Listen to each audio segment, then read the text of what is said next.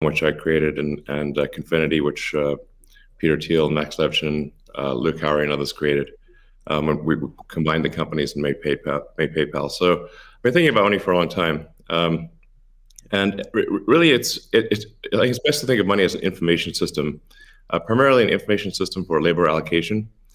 And for practical purposes, it exists in a series of heterogeneous databases, like very different databases in bank mainframes around the world. It moves quite slowly in reality. It may seem to move fast sometimes, and it does with PayPal, which is real time. But the vast majority of the systems out there are batch processing. So the actual reconciliation may take 1 to 5 business days, sometimes longer. And you have the ACH system, which is ancient and still in operation, which is allows transfers effectively like a check would be an ACH transfer, but it's not secure. And you've got the credit card systems, which are also not secure. It would be like handing your username and password to a stranger in a restaurant if you buy a meal. So there's definitely an opportunity for something that is better from an information theory standpoint. So and there you can think of it like data on a network. I think is the way to view it. What has the most throughput? What has the least error? What drops the fewest packets? Fraud, for example, being a source of error. And government interference in currencies being a source of error. But it's fundamentally an information system. So I think it makes sense to support something that improves the quality of information with which we conduct the economy. And Bitcoin is a candidate for that. It does, I think, some things well, and it's obviously it's evolving, and there are additional things like Lightning being done on top of Bitcoin. But Bitcoin per se is mostly solving for scarcity, or rather solving for essentially having no throat to choke, decentralized. So there's no one who can be coerced in any way to empty their Bitcoin account. Well, I guess they could technically, but on an individual basis, but the system as a whole cannot. And it has an open ledger, which is also quite good. But transaction volume is low. Transaction cost is high, and usability for the average person is not yet very good. But it has a lot of potential. And I should say that, like, I'm not, and I apologize for taking a long time, but there certainly is a lot to say. In general, I'm a supporter of Bitcoin and the idea of cryptocurrency in general. But as I've said publicly, we do need to watch out for crypto taking, especially Bitcoin, using proof of work to maybe use energy that's maybe a bit too much and not necessarily good for the environment. So, but on balance, I support Bitcoin, and I'm not an investor. The only publicly traded stock I own is Tesla, and the only significant thing I own outside of Tesla is my SpaceX stock that could help create both companies. So, but apart from that, I do own Bitcoin, and Tesla owns Bitcoin, SpaceX owns Bitcoin, and then I do personally own a bit of Ethereum and Dogecoin, of course. So. Okay, great, thank you. And we'll get into some of those issues in more depth as well. Jack, how about you? What shaped your views of Bitcoin? The network and the community. It's deeply principled. It's weird as hell. It's always evolving, and it just reminded me of the internet when I was a kid. And I encountered alt cypherpunks when I was fairly young, and this was a topic of discussion for years. I didn't touch it until 2008 when we started Square. Elon and teams at X and PayPal inspired a lot of what we were trying to do, trying to bring in more to a physical world. But we encountered this crazy predatory system that was slow, that was obtuse, and I think one of the things that we tried to do, which X and PayPal also tried to do, is build an abstraction layer around this complication and around this predatory nature that the financial industry can tend to be, and make it work for people. But when I saw Bitcoin in 2009, you see a chance to replace the whole foundation.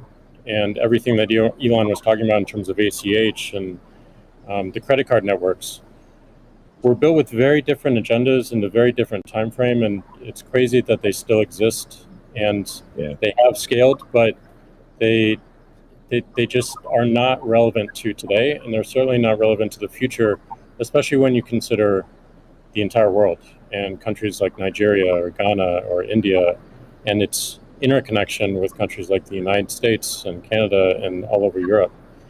So what really drove my thinking and drives my passion around it is, like, if the internet gets a chance to get a native currency, what will that be? And to me, it's Bitcoin, because of those principles, because of that creation story, because of its resilience, because of the number of tests it's been. But what inspires me the most is just the community driving it. It just reminds me of the early internet. It's the only reason that I have a career, because I learned so much from people like who are building Bitcoin today, and I continue to learn in that sense, and I'm so grateful for it. So that's a good segue into the next question I'd like to ask you, Jack. Is you said before that Bitcoin changes everything. Can you speak more to that? Well, I just think that a lot of what we experience in life, when you really get down to the foundation, a lot of our monetary policies, a lot of our monetary systems cause so much distraction and so much cost. And when you get to a system where you have the potential for people to truly own it, they can verify it themselves. You don't have to have trust going in. You don't have to trust it at all. You can verify it through source code or whatever your appetite is, and that any particular person can help drive the future of it. And at the same time, it's not controlled by any state. It's not controlled by any bank. It's not controlled by any corporation. And these three parties of people who participate in the network, people who mine, and also the developers, constantly debating the correct roadmap and the way forward, is a beautiful thing. And I don't know of many other consensus-based models that have existed at that scale for this long with this amount of success. And we're still fairly early. So when, I met a woman in Ethiopia 2 years ago, and she was trying to create the lift for Ethiopia. Elon, I think I reached out to you at that time as well, because she really wanted some Teslas. She still has to take paper fiat cash from her passengers and pay all of her drivers in the same way, because there's no monetary system that she can utilize. There's nothing digital. And Africa as a continent is hugely interconnected from a monetary standpoint, but also hugely taxed in that same way. So a lot of the potential that I see, the internet having a native currency, helps her build her business in a much faster way. And also, if you consider something like Bitcoin existing before YouTube, before Twitter, before Facebook, a lot of the business models that we have today would not be the same. We would certainly not have the dependency we have upon the advertising business model if Bitcoin existed pre-Twitter. And I think the amount of business models that it enables, the amount of innovation it enables going forward, especially when you can consider the whole internet instead of going country by country by country by country, which you have to whenever you're doing with finance, it really just opens the aperture. And that is what I want to see in my lifetime, is a currency that is standard and sound for the internet that everyone can use. Great. A hallmark of Bitcoin is its fixed supply of 21 million coins. Elon referenced that earlier. It may be the first system that humans have created that humans cannot later change. Kathy, I'm curious, with your background in monetary history and macroeconomics, what are your thoughts on that type of system? Oh, well, I'll recount the story about Art Laffer and our going through the paper, and he said, as I said, first rules-based monetary system, global, ever. This is a very big idea. Once we had convinced him of the ecosystem itself. Now, this is the role that it's playing, given that the rule is a quantity rule, that 21 million units, is really a store of value role. So there are three roles of money. Store of value, very important. The means of exchange, so for transactions, and the unit of account. Every good priced in terms of whatever the unit is. So store of value is its primary use right now. The others exist. Unit of account, reserve currency of the crypto asset ecosystem. That's being seeded a little bit towards stable coins right now. But the store of value is a very big role. And means of exchange with apps built on top of the Bitcoin blockchain, we think is going to become more of a reality. Right now, high value transactions take place over Bitcoin, and that is a very useful role. So we look at those, and I remember saying to Art, "How big could this be?" And he said, "Well, how big is the U.S. monetary base?" Well, today it's $8 trillion. $8 trillion. At the time we were talking, it was $4 trillion. So we've gone through another crisis since then. And so the store of value, this idea that purchasing power will go up over time if demand rises relative to supply ultimately fixed at 21 million units. That's a very good thing. Purchasing power going up globally around the world. And this idea that it's a hedge against confiscation of wealth. And that can take place in a myriad of ways. But inflation, and especially hyperinflation in emerging markets, is the primary way. Talk about destroying purchasing power.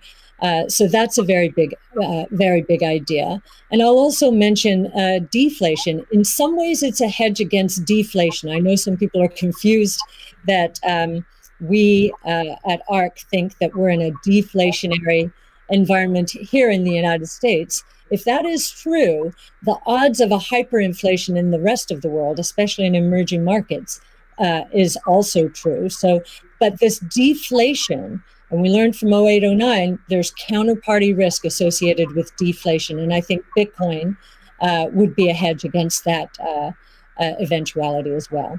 So it's a very big idea. Right. I suspect among us, there's not a lot of debate about Bitcoin's potential as a store of value. But Jack, you referenced earlier it being or becoming the native currency of the internet. Can you speak more to that, and also how it relates to maybe how institutions think about it? Yeah, I mean, like just simple example. If I happen to be in Ghana and my family's in Nigeria, currently I can take anywhere from and I need to send money back, anywhere from 10 to 30% off the top just to send that money back. Whereas if you just focus on the worldwide remittance problem, Bitcoin solves so many of those problems today instantly without having to go through any intermediaries or any slowness or complicated systems that a corporation or a state created. So I think having sound money that is separate from the state is the idea. Having it completely verifiable by everyone, including the state, including corporations, including individuals, including developers who want to build on top of it, is quite powerful, and that's what keeps it secure and strong. And I think that's we need more of that, which is why this one of the reasons why this conversation is so important is as entities come into the space, it's not just buying an asset and holding on to an asset and treating it as an investment. There's something special that created this, and something precious and something very unique, which has to be protected, and we need to do whatever we can to help that thrive as well. Elon, I'm curious your opinion on this. You mentioned earlier about Bitcoin's throughput, or the importance of throughput, maybe some concerns around Bitcoin. Can you speak? Do you think Bitcoin can become peer-to-peer cash? Well, Bitcoin does have a fundamental scarcity limit at the base layer that's designed in. That doesn't mean you can't have some layer 2 system in theory, like Lightning. And I understand Lightning is doing well in some small countries. There's some question mark as to whether you need a money transmitter license.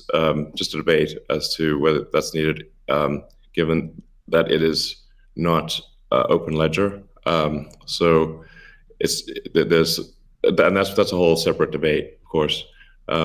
But Bitcoin by itself simply cannot scale to be the monetary system for the world at base layer.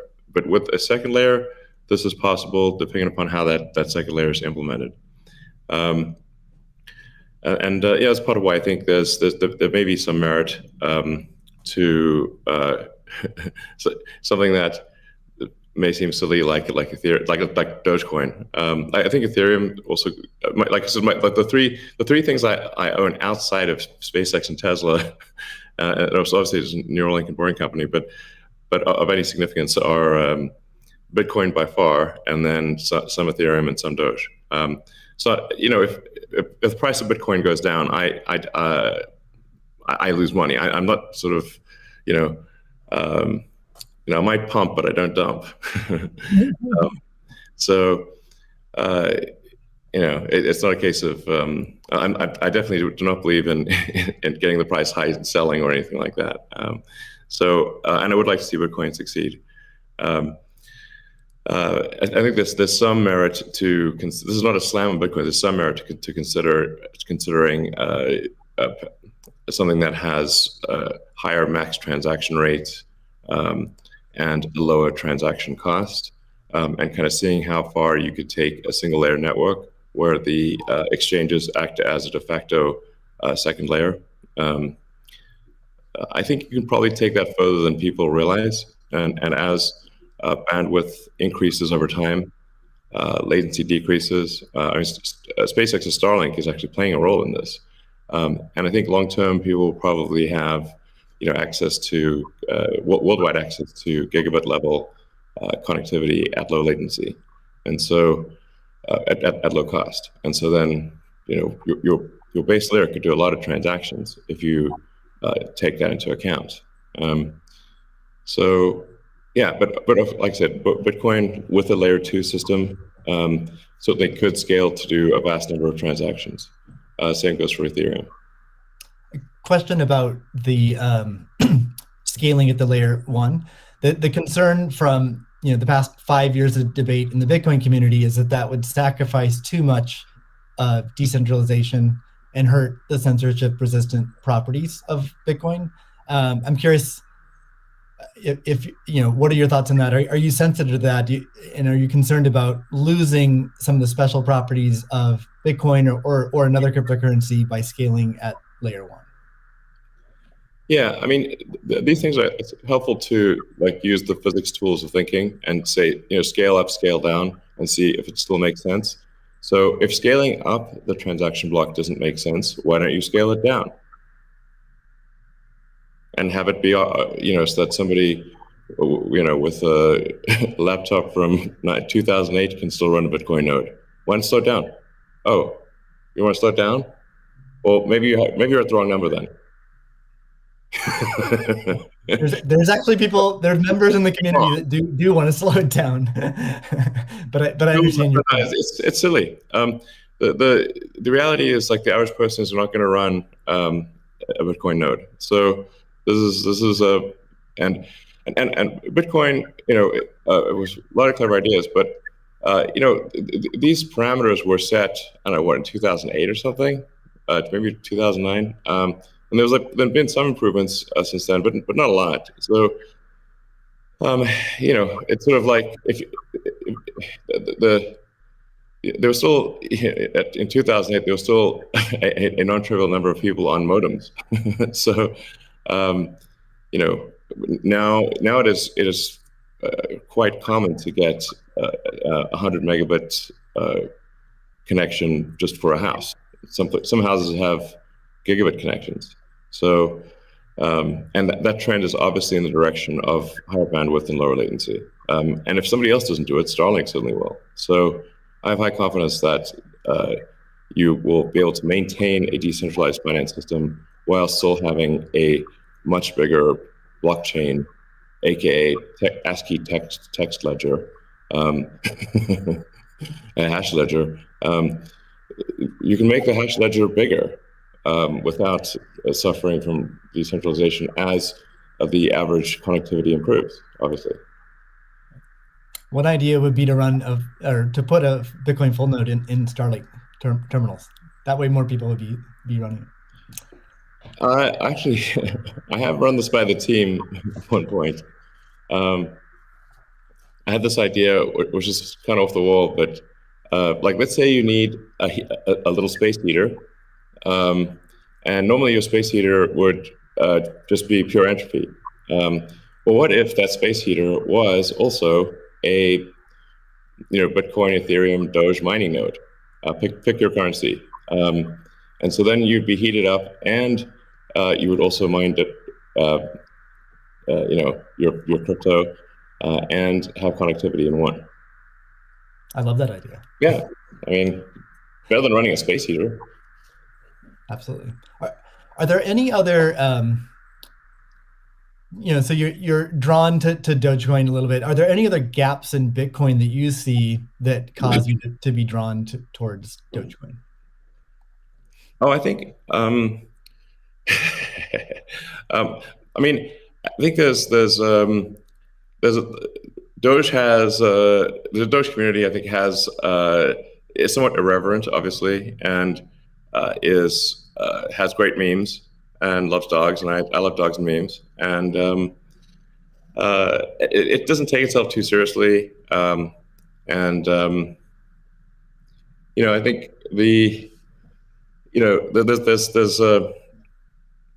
there's Occam's razor, which is the simplest answer is the most likely. It's a summary of Occam's razor. The simplest answer is the most likely one. Then there's a friend of mine came up with a variant on that the most ironic outcome is the most likely one. And then I have a variant on that, which is the most entertaining outcome is the most likely one. So if that is true, then the most ironic and entertaining outcome would be that the cryptocurrency that was started as a joke to make fun of cryptocurrencies ends up being the leading cryptocurrency. That would be the most ironic outcome. Jack, what are your thoughts on that? Is Bitcoin resilient enough to overcome that?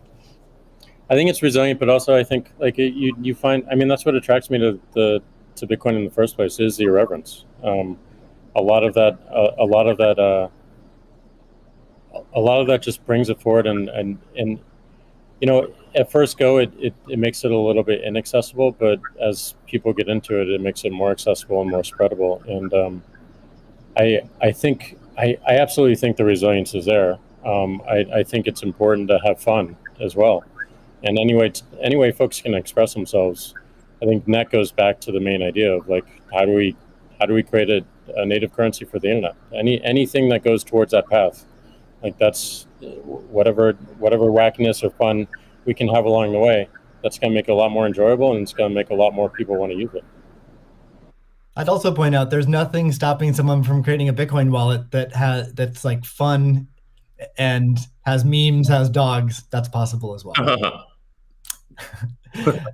Great. Let's move on. Right now at this point. Let's move on to the next topic, which is Bitcoin and energy. It's a really hot topic that lots of people are talking about. Let's start with Elon. You've been vocal on this. You've said that. I mean, you said many things about it. You've also said that Tesla will resume payments in Bitcoin payments if the renewable energy is approximately 50% and sort of looks like it's on a positive future trend.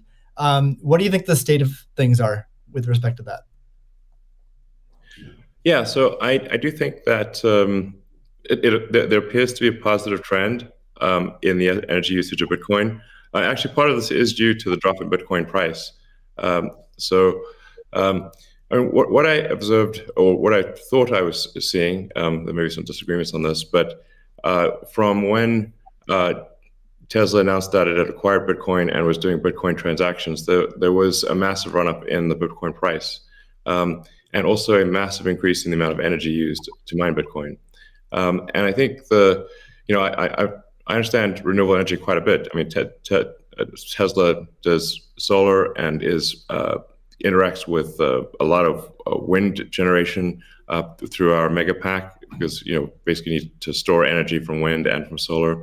So we're pretty plugged into the renewable energy industry. And there was just no way that you could basically double or triple the amount of energy in such a short period of time with renewables. But you could shovel coal that fast. And so I was like, look, this is too sketchy. Tesla's mission is accelerating the advent of sustainable energy. We can't be the company that does that and also not do appropriate diligence on the energy usage of Bitcoin. So all I did was I said, look, we're going to suspend Bitcoin transactions for now. We're not selling any Bitcoin, nor am I selling anything personally, or nor is SpaceX selling any Bitcoin. Again, I want to emphasize, SpaceX, Tesla, and I own Bitcoin. I also own a little bit of Ethereum and Doge, but the companies just own Bitcoin, and the Bitcoin that I own is worth much more than the Ethereum or Doge. So clearly, if I'm if these actions negatively affect me financially, if I was purely financially motivated, then I would not express this reticence about Bitcoin energy usage. Now, it looks like Bitcoin is shifting a lot more towards renewables, and a bunch of the heavy-duty coal plants that were being used, unequivocally being used, this is not a question mark, have been shut down, especially in China.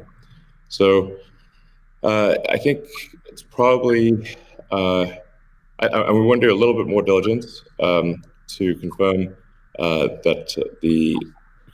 confirm that the percentage of renewable energy usage is most likely sort of at or above 50%, and that there is a trend towards increasing that number, and if so, then Tesla will resume Bitcoin, accepting Bitcoin.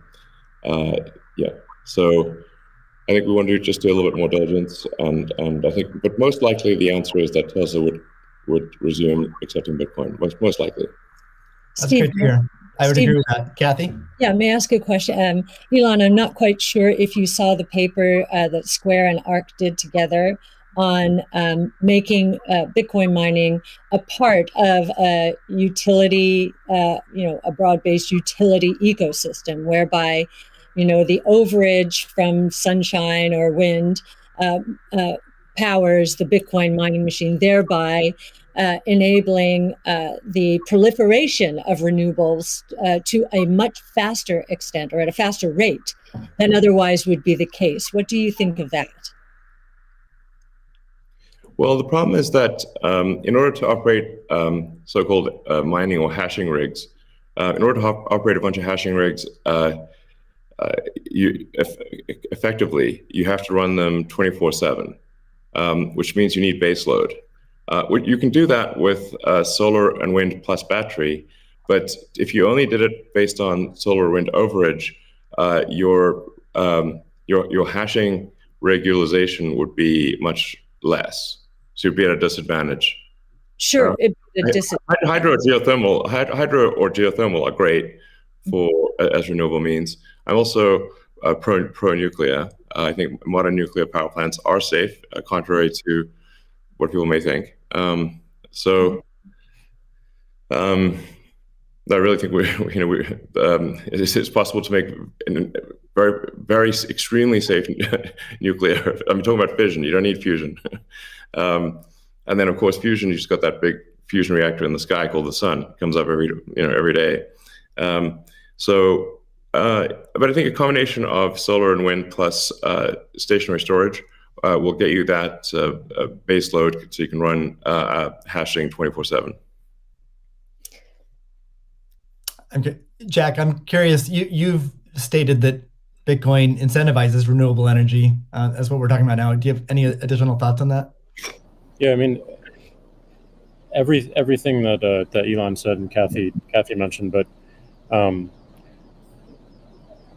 it's also incentivizing a lot of innovation in just energy space and just like looking at unused energy. There's a company called Great American Mining that caps the methane flares on oil fields to power their rigs. And you just imagine, and you mentioned nuclear, Elon, as well, and just imagine all the unused energy that is just being wasted every single day.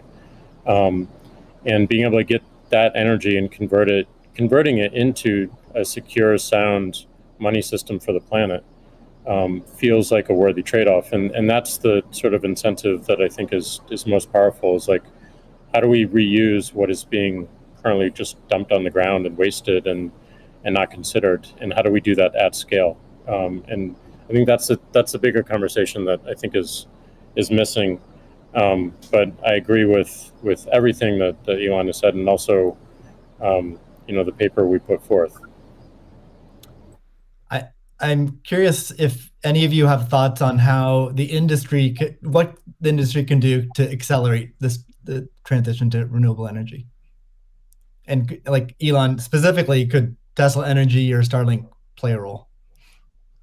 Well, I think Tesla can play a role. I mean, Tesla's literal reason for existence. I mean, the reason I've put so much of my life energy into Tesla, which is a lot. In fact, I would say that I've had some pretty tough life experiences, and Tesla is responsible for probably 2/3 of all personal and professional pain combined. Just to give you a sense of perspective there. So this is a hella hard situation.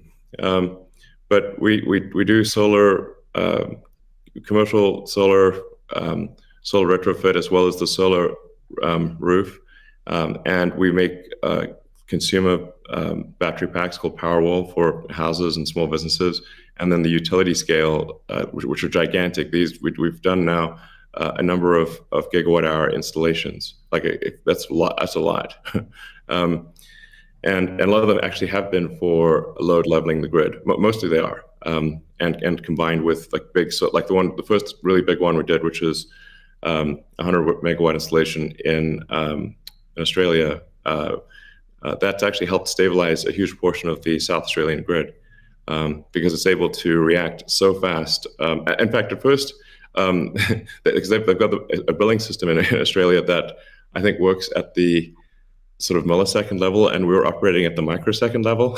So the system was operating so fast that the measuring system couldn't see it. But so Tesla's certainly doing a lot to enable renewables, especially wind and solar. And in fact, the limiting factor for us right now is cell production. So we need to both internally get the Tesla internal battery cells produced, as well as increase supply from suppliers. I mean, generally, when I talk to our suppliers and they say, how many cells would you like us? How many cells can you make? Because sometimes they're concerned, well, is Tesla going to compete with them on cells? I'm like, no. If you want to make the cells, be our guest. It's just that we need a crazy number of batteries, and they need to be done. It obviously needs to be mined and produced and manufactured in an ethical and environmentally sound way. So, Tesla, we really do aspire to be the good guys, to be a company that people can believe in. It doesn't mean we don't make mistakes, but that's what we try. So, but I think generally hydro, especially existing hydro, is good for mining. Geothermal, there's lots of places in the world that have geothermal energy. And like I said, nuclear is also good.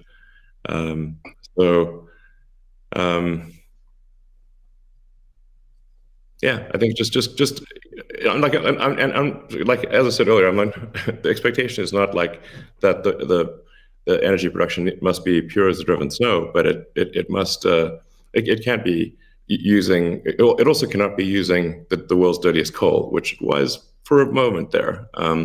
So that's just difficult for Tesla to support in that situation. So I think. But I do think long-term renewable energy will actually be the cheapest form of energy. It just doesn't happen overnight. But as long as there is a conscious and determined and real effort by the mining community to move towards renewables, then obviously Tesla can support that. That's great. Kathy, we've been talking a lot about energy, but many institutions are facing questions around Bitcoin's relationship with ESG.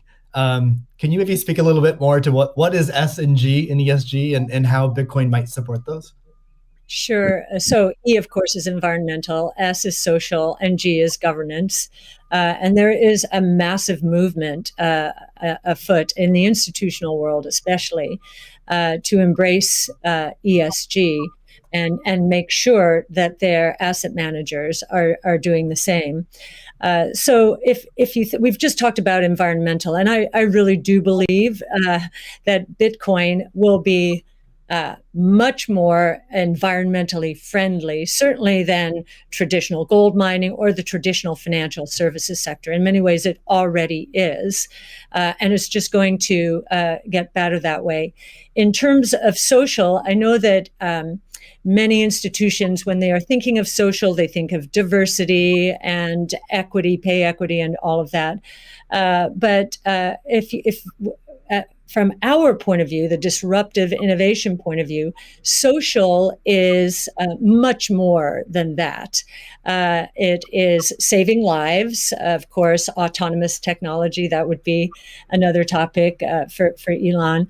But in this case, allowing access to payment technology, as Jack is saying, everywhere around the world without friction. And just back to the remittance example, I think if I've got these stats correctly, there are certain countries in the world that are incredibly dependent on remittances for GDP. To Tonga, 37%, El Salvador, which just deemed Bitcoin legal currencies, 24%, Nepal, 24%. And I think the remittance industry globally, roughly 700 billion. So saving people these egregious fees, think about it, you're paying anywhere from 8% to, as Jack said, 30% of your $100 that you're sending back to your family. That is a social responsibility, I would submit, as is just the economic empowerment that Bitcoin will enable. We've talked about that already. And I know that Alex Gladstein is going to be talking later about, the 4.3 billion people in the world who are hostage to authoritarian regimes, or the 1.3 billion who are living in double-digit and triple-digit inflation, if not more.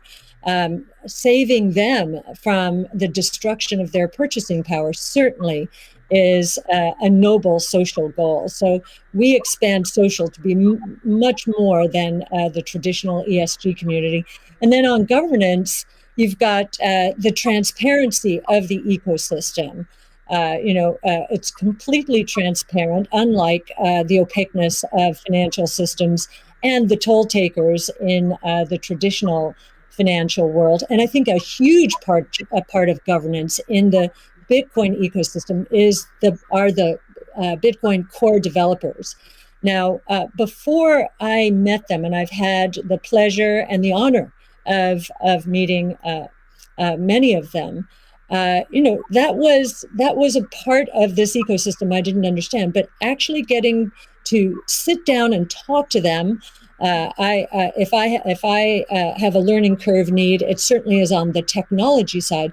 But in terms of talking to them about economics, economic theory, failed monetary regimes historically. They know economic history, many of them, better than anyone I've ever met. So that gives me a great degree of confidence that they do believe they are on a noble mission. They could be paid a lot more than they're being paid right now if they worked at Google or Facebook or some of these other areas. But they've chosen, this sense of purpose for a noble goal, and they have incredibly strong technology backgrounds.